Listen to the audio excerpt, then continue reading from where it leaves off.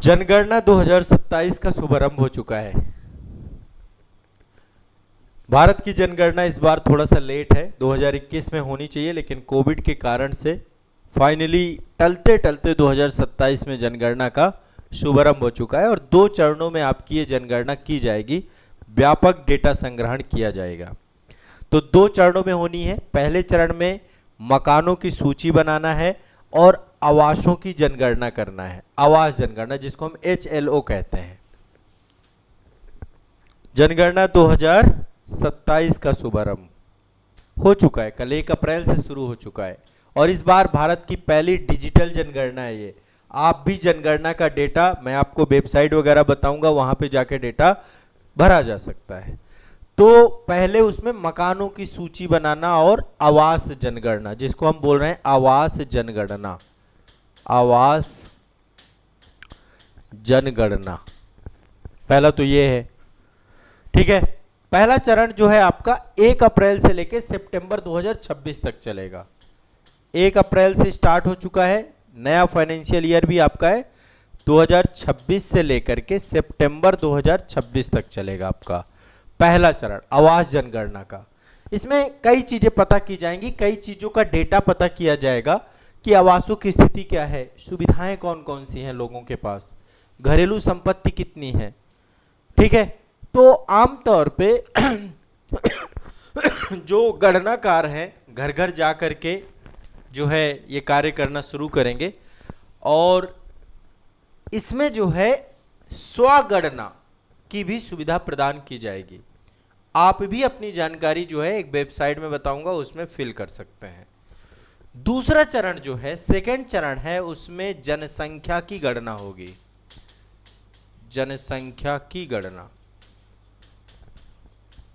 पहले में आवासीय जनगणना और दूसरे में जनसंख्या की गणना, ठीक है।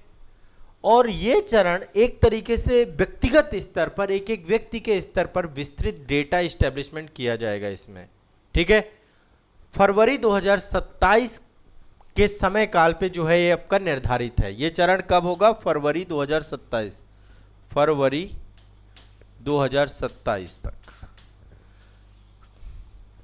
इसमें एक तो जनसंख्या पता की जाएगी कि डेमोग्राफी क्या है, शिक्षा क्या है, प्रवास का पैटर्न कितना है, प्रजनन संबंधी विवरण भी इसमें रहेगा आपका, ठीक है।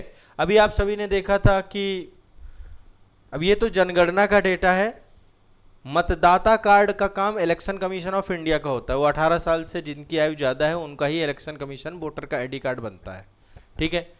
अब यहाँ पर समझिएगा, भारत में अधिकांश क्षेत्रों में जनगणना की जो संदर्भ तिथि रखी गई है वो 1 मार्च 2027 रखी गई है।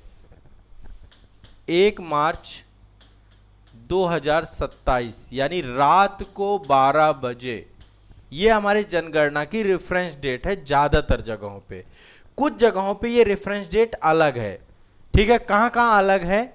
जम्मू कश्मीर, लद्दाख, उत्तराखंड और हिमाचल प्रदेश, ये बर्फ से ढके क्षेत्र हैं, ठीक है। बर्फ से ढके क्षेत्र हैं। यदि आप यहां पे देखें, इसकी जो डेट रखी गई है मैं बता देता हूं, 1 अक्टूबर 2026।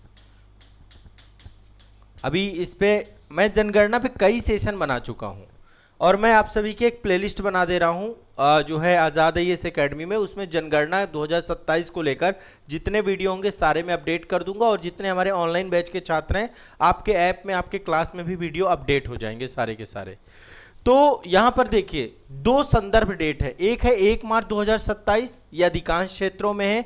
1 अक्टूबर 2026 उन क्षेत्रों पर है जहां बर्फ से पूरा का क्षेत्र हिमाच्छादित हो जाता है, जैसे लद्दाख हो गया, जम्मू कश्मीर हो गया, उत्तराखंड हो गया, हिमाचल प्रदेश। बर्फ से ढका क्षेत्र है, दुर्गम क्षेत्र है, ठीक है। अब आप समझिए ना, यहां पर क्या है, नवंबर, दिसंबर, जनवरी, फरवरी, ये पूरा टाइम जो होता है ना आपका, इस टाइम पे बर्फ रहती है और यहां पर जनगणना करना बहुत कठिन हो जाता है। तो ऐसे में रेफरेंस डेट जो है लद्दाख, जम्मू कश्मीर, उत्तराखंड और हिमाचल प्रदेश की कितनी रखी गई है? 1 अक्टूबर 2026, 1 मार्च 2027 बाकी अन्य क्षेत्रों में। तो जनगणना प्रक्रिया के सुचारू संचालन को सुनिश्चित करने के लिए विभिन्न राज्यों को मकानों की सूची बनाने हेतु विशेष समय सीमाएं दी गई हैं। इस बार स्वगणना भी कर सकते हैं। स्वगणना मतलब आप नागरिक भी अपनी जनगणना से जुड़ी हुई जानकारी ऑनलाइन भर सकते हैं। साथ ही गणना करने वाले जितने भी लोग आएंगे आपके घर पे, आप बस डेटा को भर सकते हैं। इससे क्या है, उनका इंतजार भी नहीं करना पड़ेगा। कई बार क्या है, वो बहुत लेट भी पहुंचते हैं, इतना बड़ा डेटा इकट्ठा करना है, तो खुद जानकारी जमा की जा सकती है, उसका डेटा भी सटीक तौर पे सुनिश्चित कराया जा सकता है।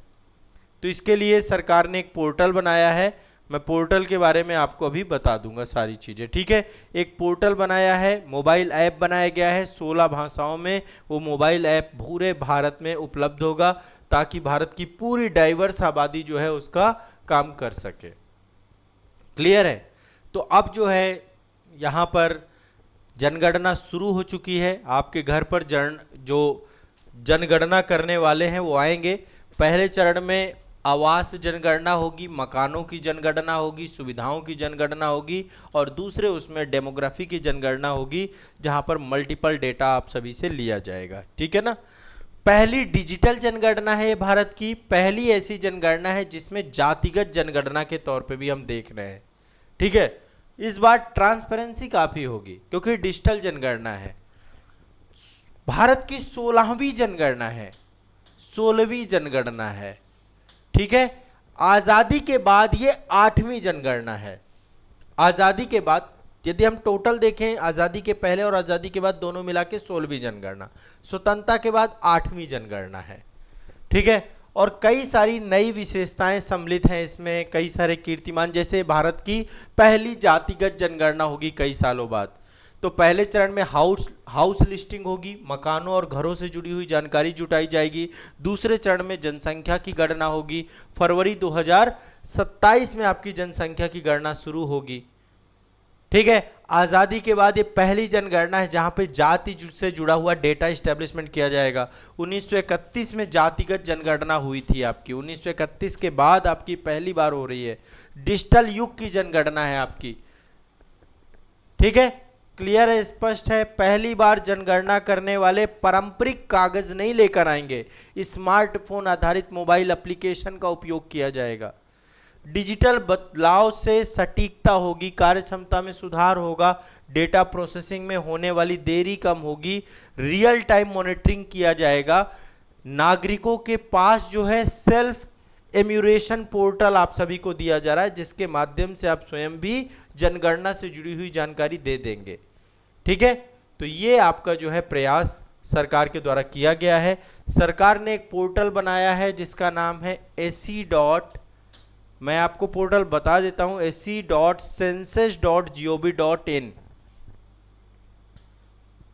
census.gov.in, ये पोर्टल गवर्नमेंट ने बनाया है, ठीक है। ec.census.gov.in, यहां पर जा करके लॉगिन करना पड़ेगा, लॉगिन करवाया जाएगा, कैप्चा भरवाया जाएगा, घर के मुखिया का नाम बताना होगा, मोबाइल नंबर डाल के रजिस्ट्रेशन करना होगा, ओटीपी आएगा, ओटीपी से वेरिफिकेशन करना होगा। इसके बाद एक एक जानकारी आपसे ली जाएगी, जिले का नाम, शहर का नाम, और उससे इसके बाद जो है घर की लोकेशन भी देखी होगी, मतलब गूगल मैप के थ्रू सैटेलाइट लोकेशन भी ली जाएगी।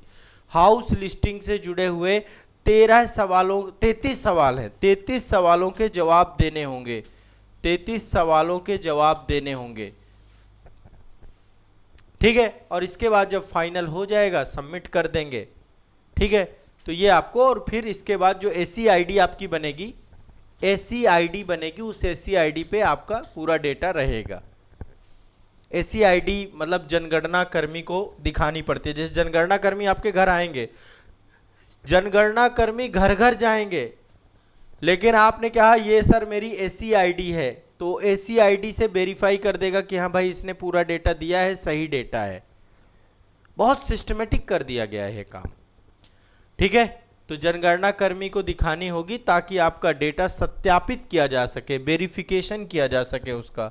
तो वेरिफिकेशन करने के लिए एसी आईडी दी जाएगी। तो ये जनगणना 2027 से जुड़ी हुई कुछ जानकारी मैंने आप सभी को दी है। जनगणना भारत में शुरू हो चुकी है। जल्द ही आपके घर में जनगणना कर्मी आने वाले हैं, आपकी हाउस लिस्टिंग और इन चीज़ों को लेकर के आपसे जानकारी अभी उपलब्ध कराएंगे। फरवरी 2027 में सेंसस डेमोग्राफी से जुड़ी हुई होगी। इसमें किसी को कोई दिक्कत तो नहीं है, कोई समस्या तो नहीं है? ठीक है, ये एक इम्पॉर्टेंट जानकारी थी, इसलिए मैं आप सभी से साझा कर रहा था।